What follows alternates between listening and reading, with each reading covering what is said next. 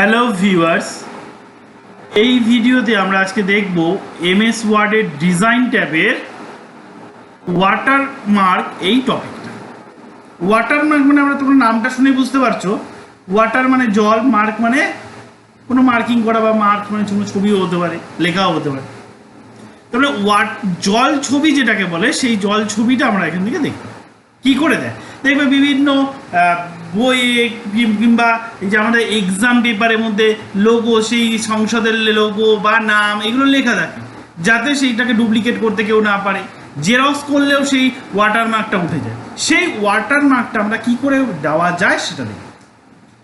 Watermark দু ধরনের, একটা হচ্ছে পিকচার ওয়াটারমার্ক আর এটা হচ্ছে text watermark.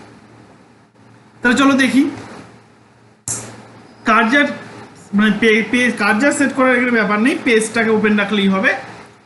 Design tab, watermark.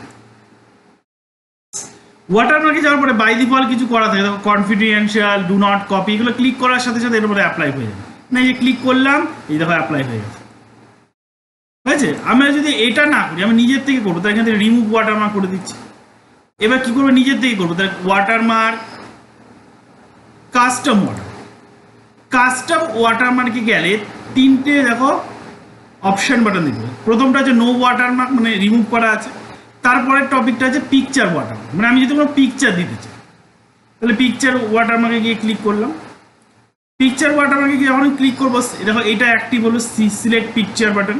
Select picture বাটনে গিয়ে ক্লিক করলাম।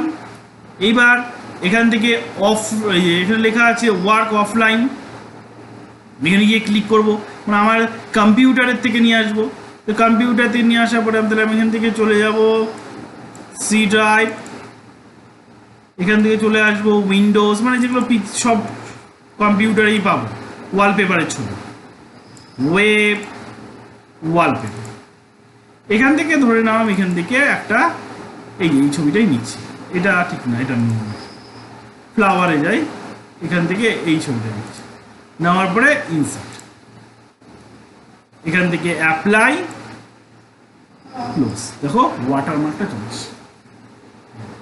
এই ওয়াটারমার্ক দেখাচ্ছে। যদি মনে হয় যে এই ওয়াটারমার্কটা একটু হালকা হয়, যদিও ওয়াটারমার্ক হালকাই থাকে, যদি ওয়াটারমার্কটা হালকা থাকে তো সেক্ষেত্রে আমি ডিপও করতে পারি। এই যে ওয়াটারমার্ক, এটা কিন্তু ফাইলে গিয়ে যদি তুমি প্রিন্ট করো, প্রিন্ট করলেও এই ওয়াটারমার্কটা কিন্তু শো করবে।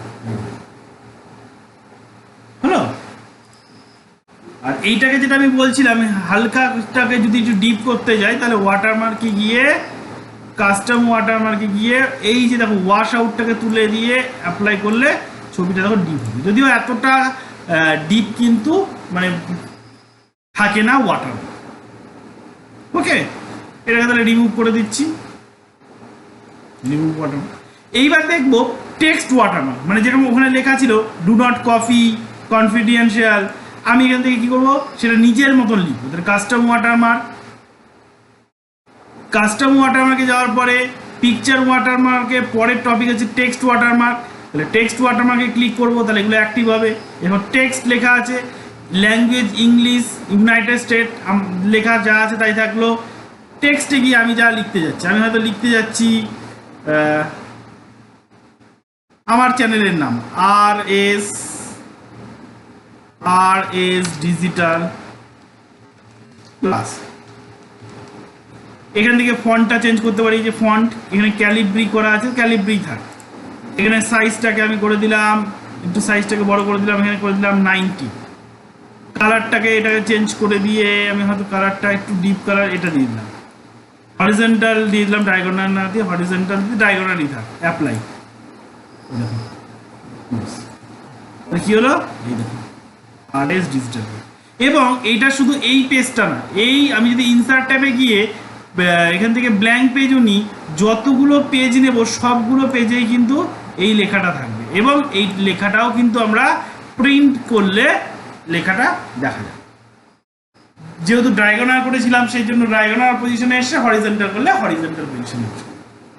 ওকে, তার মানে আমরা কি করতে পারি, ওয়াটারমার্কের সাহায্যে কোনো পিকচারকে নিতে পারি। পিকচার মিনস এখানে তো কোনো পিকচার আমি যদিও দিয়েছি, এখানে সিম্বলটা দেয়, কোনো একটা সংসদে সিম্বল দিতে পারি, কোনো একটা, আমি যদি স্কুলের হয় স্কুলের লোগো দিতে পারি, অফিসের লোগো দিতে পারি, ক্লাবের লোগো দিতে পারি, এগুলো কিন্তু দিতে পারি।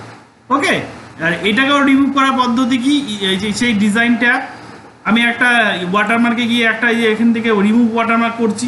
আরেকটা প্রসেসও করা যায়, কাস্টম ওয়াটারমার্কে যাব, এখান থেকে নো ওয়াটারমার্ক অপশনটা সিলেক্ট করব, ওকে করে দেবো, দেখো তাহলেও রিমুভ হবে। তার মানে দুটো পদ্ধতিতেই রিমুভ করা যায়।